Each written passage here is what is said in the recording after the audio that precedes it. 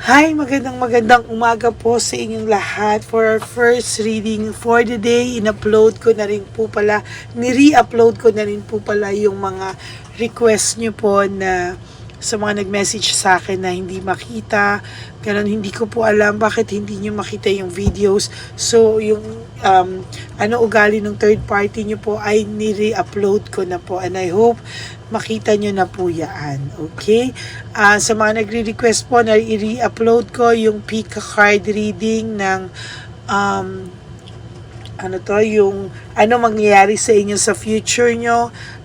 I-re-upload ko po yun after this reading na first reading of the day. Okay? So, ayan, mag-ano na po tayo. Ano po ang makikita natin sa first reading of the day today?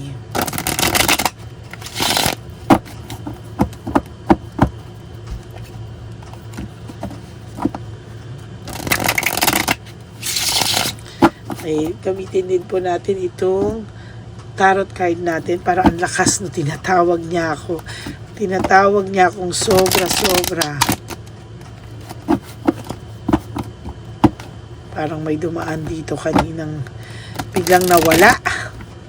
Habang nagbabalasa ako, kinilabutan po ako.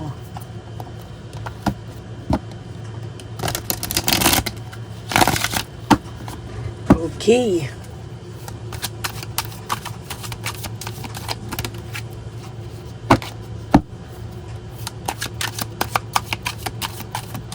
Pili po tayo ng 10. Tingnan po natin kung ano makikita natin. 1, 2, 3, 4, 5, 6, 7, 8, 9, and 10.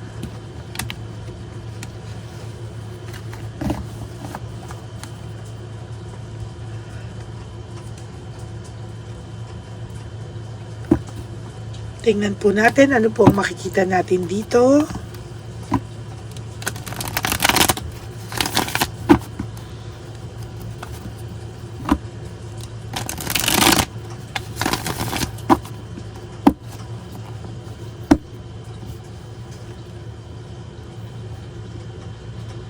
Yan. 1, 2, 3, 4, 5, 6, 7, 8, 9, and 10.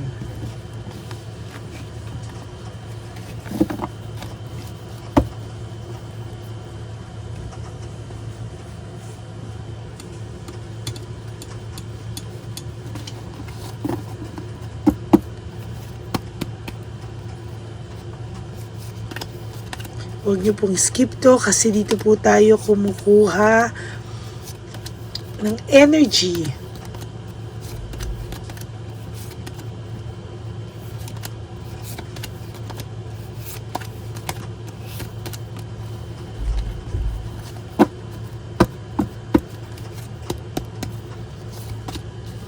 No closure and incomplete. Wala po kayong pagtatapos at feeling ko hindi pa rin po tapos. Kung ano man po ang nangyayari sa inyo, wala pa po kayong closure. Hindi ko pa po maisara ang libro nyo dahil sa ngayon, incomplete pa rin daw po o hindi pa po talaga tapos ang nangyayari sa inyo o ang relasyon nyo, wala pa po kayong closure. No? So, totoo lang, naiisip niya po kayo ngayon dahil wala kayong, for some of you, minimal communication or no closure, no? Ayaw niya pa rin pong tapusin kung anong meron kayo, no? Kahit po ito ay nagloko na, kahit po ito ay nagkaroon na ng iba, pero still ayaw niya pa rin pong mawala ka sa kanya, kaya pilit ka pa din po niyang hinuhold sa kanya kahit hindi pa po ito nagsasabi o aligaga po ang taon to, no? Sa totoo lang po, lagi ka po niyang naiisip ngayon, most of the time, naisip niya po na mali po ang paghusga niya sa'yo, no? Poor judgment. Gusto ka po niyang tawagan, hindi niya lang po magawa, o gusto ka po niyang tawagan, pero nagdadalawang isip po siya, no? Hindi niya po alam kung paano, gusto ka po niyang tawagan, pero nagdadalawang isip po siya.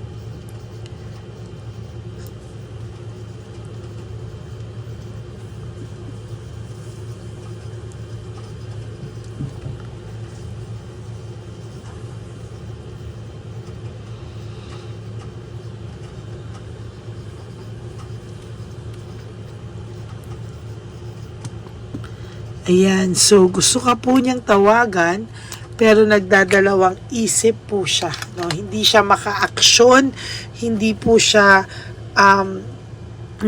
makagawa ng move, no? Talagang hirap na hirap po ang taong ito. And as a matter of fact, sa ngayon po ay gusto niya po talagang kumontak sa iyo, hindi niya lang po magawa.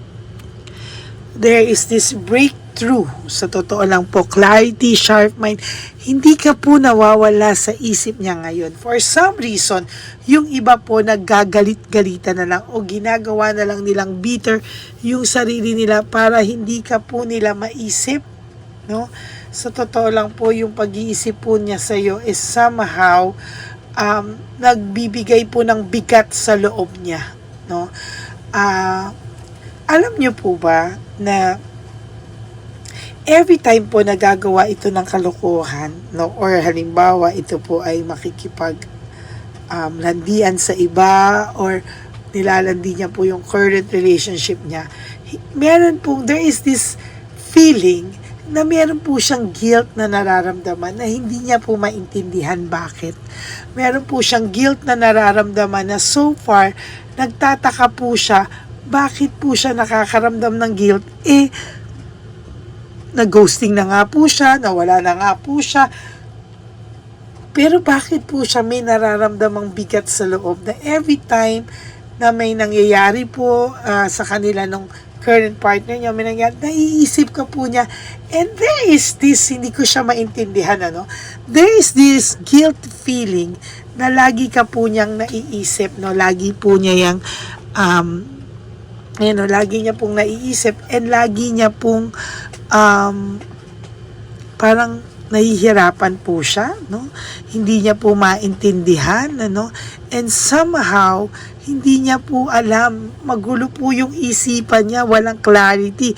Gusto niya pong malaman of all the people, bakit naiisip ka pa rin niya after all this na naiwanan ka na niya, nag-hosting ka na niya, pero bakit may bigat pa rin daw po sa loob niya na hindi niya maintindihan. Minsan may urge siyang tawagan ka. Ayun po yung una ko palang nakita, may urge po itong tawagan ka, pero so far, hindi niya po magawang tawagan ka for some reason. Nagdadalawang isip siya, may fear din po siya of rejection. Somehow, meron po akong nakikita dito na ginusto niya kasing maging free, no? Parang may urge po siyang magbinata, magdalaga, na hindi niya po maintindihan saan nanggagaling yun. Hindi niya po talaga maintindihan. There is this sacrifice, no? Naiisip niya po lahat ng pagiging martyr mo sa kanya, lahat ng sacrifices mo sa kanya, and so far, sa totoo lang po, nakukonsensya po ito sa'yo, no? May konsensya po akong nararamdaman talaga.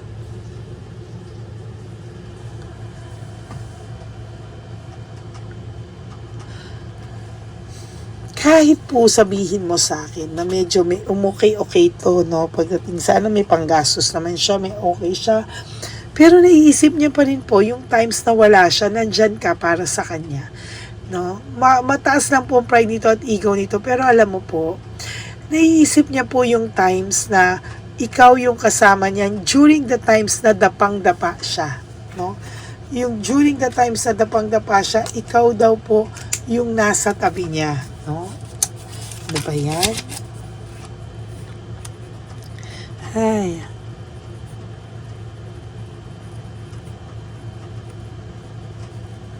parang hindi niya po matanggap na nagawa niya rin to sa'yo, pero wala po siyang choice eh.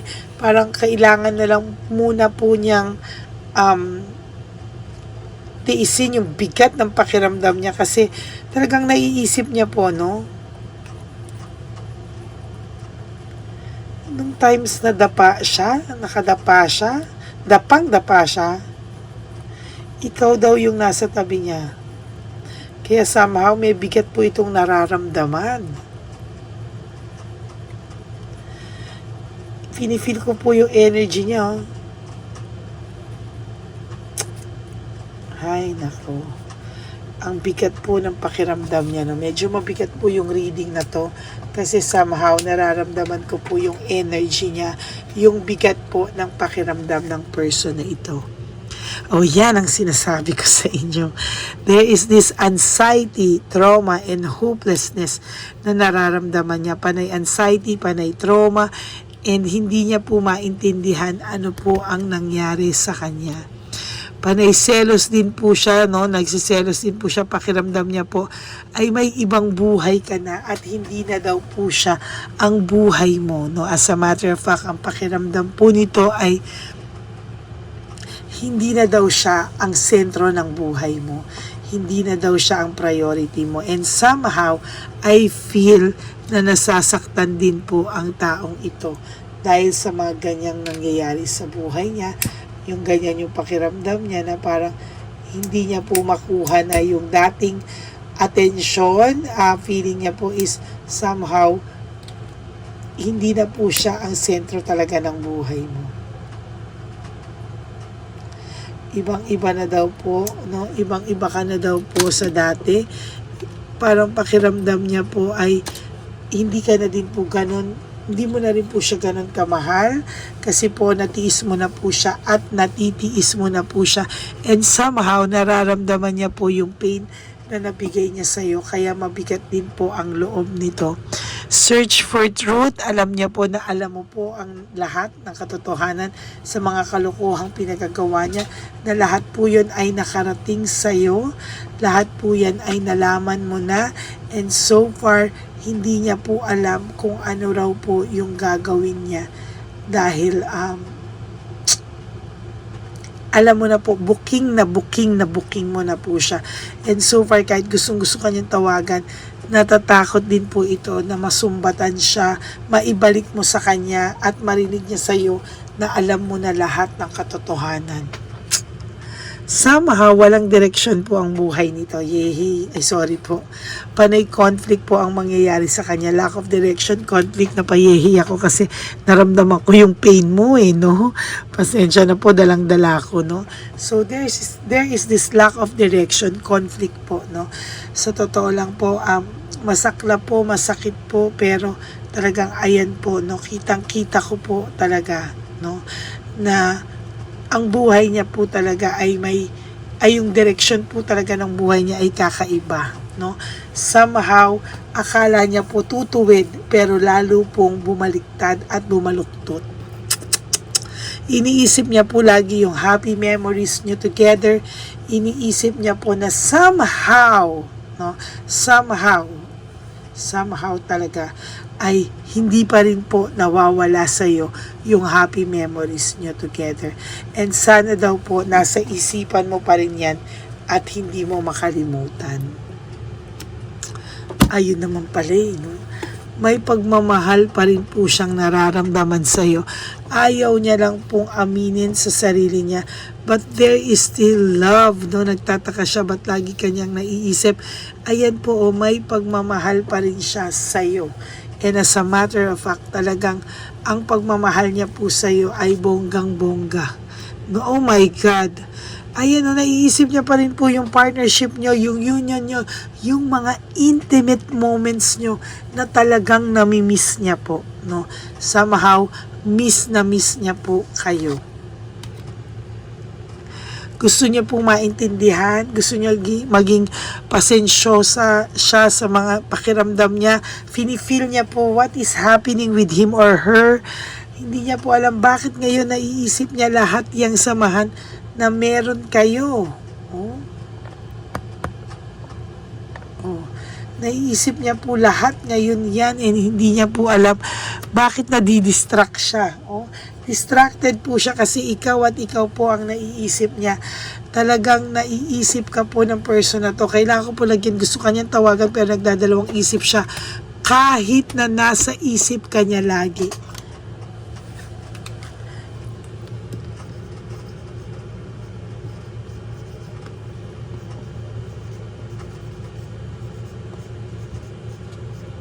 Yan. Naiisip ka po niya lagi, no? Lagi ka po niyang naiisip at hindi po ito talaga titigil. Talagang naiisip ka po nito, no? Yan, no?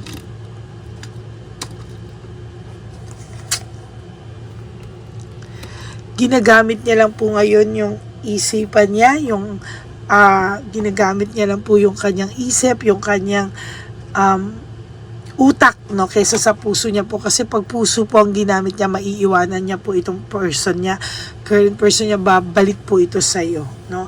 Kaso po sa tindi ng nangyari, alam niya po na may lamat na din kayo, natatakot na rin po siya kasi alam niya somehow may lamat na kayo, and ayan po, no, hindi na po ito magiging back to normal kasi alam niya po may trust issues ka na. Kaya nagdadalawang isip din po talaga itong taong tong tawagan ka kahit po na lagi ka po niyang naiisip.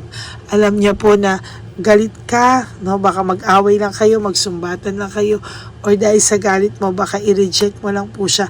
At yun po yung hindi niya matatanggap. Bakit po? Kasi po there is deception, ano? Marami po siyang ginawang kasinungalingan na hindi mo po talaga kayang patawarin sa ngayon, no? Or akala niya po hindi mo kayang patawarin sa ngayon. Kukuha po ako ng 5 love oracle, no?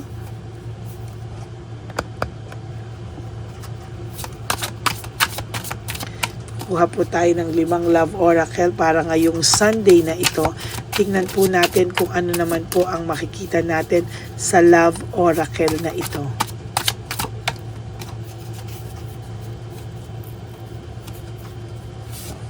1, 2, 3, 4, 5. O sige, gawin natin 10. 6, 7, 8, 9. This is your bonus lover oracle, black lover oracle.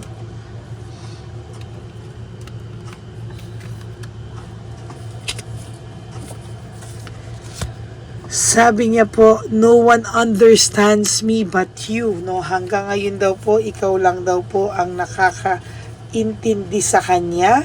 Wala po siyang taong nakilala na pwede ka po niyang, pwede pong pumantay sa'yo. Pero nalulungkot po siya kasi alam niya na pwedeng siya yung nag-block sa'yo, na na-block ka niya, or nag-blockan kayo sa isa't isa. Hindi niya po, kaya hindi ka rin po niya matawagan, nagdadalawang isip din siya kasi nga po nahihirapan po siya, no? Hindi niya po alam ang gagawin niya. Sa totoo lang, no? Talagang hirap na hirap po ito. Sinabi niya po kasi noong una kaya niya ginawa yan because I have to let you go to find myself. Hinahanap niya raw po kung ano po yung gumugulo sa isip niya. Pero ang feeling niya po hindi mo siya naintindihan. Kaya the heat between you is intense. Pakiramdam niya po ay hindi po niya hindi mo po siya naintindihan. Kaya every time po feeling niya po magka-clash lang daw kayo. Ang pakiramdam niya is hindi kayo magkakaintindihan, magkakasumbatan lang kayo or susumbatan mo lang daw po siya, no? Why can't I tell you the truth? Hindi niya po masabi sa iyo ano po yung katotohanan dito, no? And behind this feelings, no? Hindi niya po ma-explain bakit niya po nagawa sa ito. Even he or she, hindi niya po nila alam paano po ito talagang nangyari, paano po ito paano po nila ito nagawa sa iyo actually. Yun po talaga yung nakikita ko, no, na parang bakit hindi nila ma-explain sa iyo dahil mismong sila hindi po nila maintindihan ano po ang nangyari sa kanila. Sabi niya po, if I could go back in time, I would handle us differently. Talaga naman po, may resentment din po siya. At sinasabi niya nga, sana kung maibabalik ko lang yung mga panahon, sana ay matatrato kong iba yung relationship natin. Mahahandle ko ng iba yung relationship natin. Ano? Sabi niya po, yung mga, ikaw lang daw yung taong hindi nakasakit sa kanya, pero most of them, no, sinaktan siya at nasasaktan siya sa current situation niya ngayon, sa current relationship niya ngayon, nasasaktan daw po siya. Life without you is hopeless, dark, and depressing. I miss your light. Namimiss niya po, no? Namimiss niya po ikaw. Namimiss niya po yung liwanag nung time na kayo pa ay magkasama. Namimiss niya po lahat yaan actually. Pero ang sabi niya po, yung buhay niya ngayon, kung akala mo na okay siya, kung akala mo na maayos siya, no. No, life without you is hopeless and dark. Madilim po yung pakiramdam niya, no? Hindi niya po inakala na magiging ganito yung buhay niya or mahihirapan siya. Kasi ang akala niya po is mas pag nawala ka na, magiging free siya, magkakaroon siya ng bagong adventure, bagong love life, bagong buhay. Pero bakit parang ang dilim daw po ng buhay niya ngayon? Depressing pa, no? Nakaka-depress daw po yung buhay niya sa totoo lang. And sabi niya po, I am afraid to lose you. Natatakot din naman po itong magtuloy-tuloy na makalimutan mo na po siya. Kahit sabihin ko po sa inyo, nag-uusap man kayo or hindi, minimal contact, nagkakamustahan pa minsan-minsan, pero natatakot po ito na tuluyan mo po siyang makalimutan. Kasi sasabihin ko po sa iyo, hindi niya din po kayang makalimutan mo siya. And I am scared of rejection. Ayan po yung sinasabi ko sa iyo. Kahit hindi po yan makatawag-tawag, ayan no, nagdadalawang isip po siya, oh. Nagdadalawang isip po siya, and so far, sa totoo lang po, nahihirapan po itong person na to, na talagang gumawa ng move para magkita kayo, no? Tingnan po natin dito sa Lover Oracle. Pink, Love Oracle Pink, bitin pa po ako.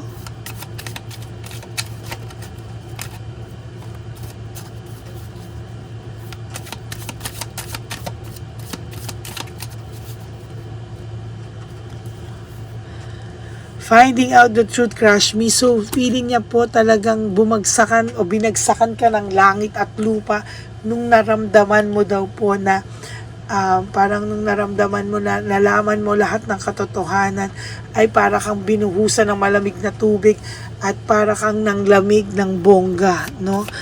Ayan.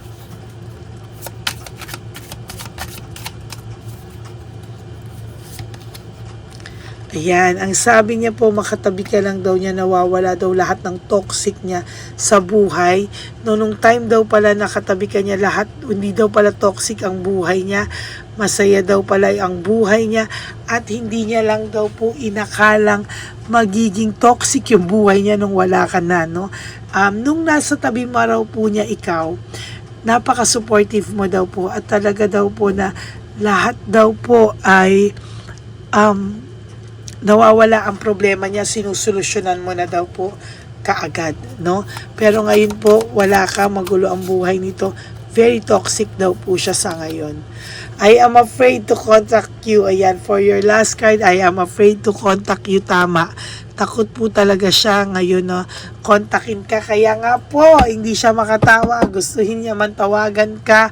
Pero nagdadalawang isip siya. Kahit na naiisip ka niya lagi, natatakot po siya at hindi po siya makatawag sa iyo. Okay? Pero there will come a time, hindi niya na po yan matitiis. At itong I am afraid to contact you ay makukontak ka na po niya sa susunod dahil hindi niya na po yan kakayanin. So that's it for your first reading for today.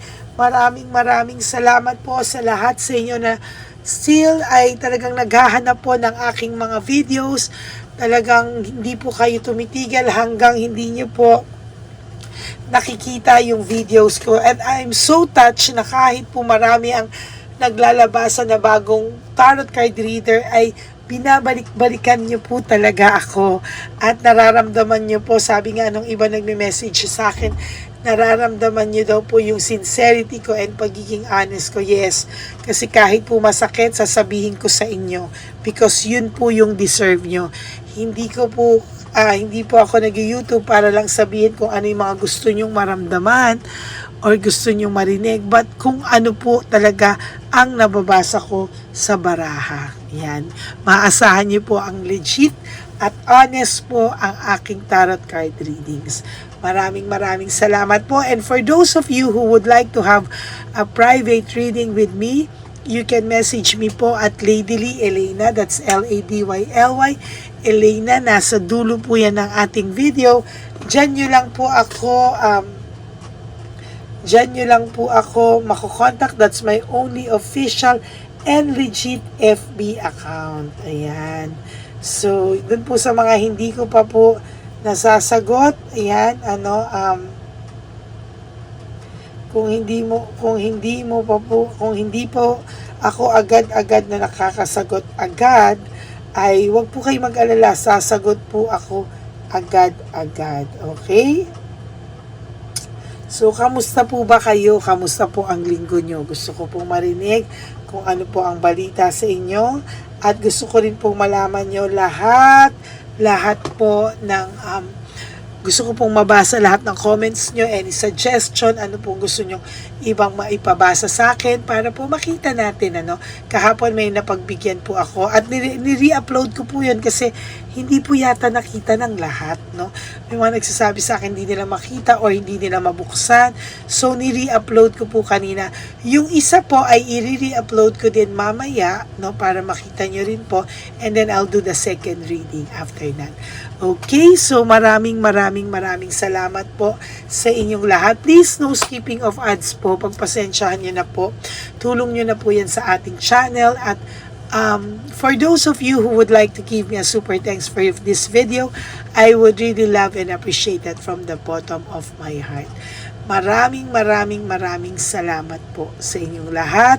To all my ever loyal and solid Lady Elena friends, family and subscribers, I love you all from the bottom of my heart.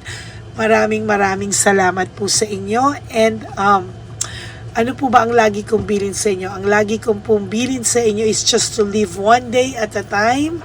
Huwag nyo muna pong isipin ang birthday nyo, birthday ng person nyo, anniversary nyo, Christmas, New Year, Valentine's Day, summer season, rainy season, at lahat po ng season. Just live one day at a time.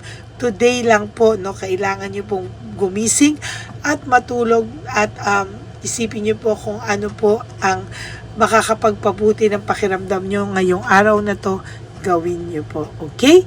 So, maraming salamat po sa inyong lahat. And wag po kayong malungkot dahil life is too short. Don't make it shorter by stressing yourself from all the pains and heartaches na binigay sa inyo ng kahapon. Just surrender everything to the divine universe and just let go and let God write your life and love story. I will be back for another set of readings. Sana po pasupport nyo na lang din po yung mga iba pong video. Sana po make sure na napanood nyo naman po yung first, second, and third reading bago po kayo pumunta sa third reading. Kasi ang nangyayari po, naiiwanan po yung first and second. Like kahapon, ang ganda-ganda po ng first and second reading. I don't know bakit hindi makita ng iba. So, I will re-upload today. Panoorin nyo po, Nakakakilabot po yung readings na yan. And I hope na mapanood nyo po kasi talagang yung energy ko po dyan naubos sa first and second reading kahapon. So, i-re-upload ko po siya hoping na makita na po ng lahat. And sana po kasi paki-hit nyo po yung bell para po maging updated po kayo kung may nilabas po akong bagong video. Alam nyo naman po na hindi ako titigil magbigay sa inyo ng first, second, and third reading of the day. So I do really hope na napapanood nyo po yung tatlo everyday kasi pinagpapaguran ko po yun at talagang para po yun sa inyo. So I really hope na mapanood nyo po lahat yan. Okay? So God bless you all. I will be back for another set of reading. I promise to re-upload yung dalawang videos na re-upload ko na isa kanina and this, then I will re-upload yung kanina and then the second and third reading for today. Okay? God bless you everyone. I love you all. God bless and have a blessed day ahead of you. God bless you. I love you. Bye.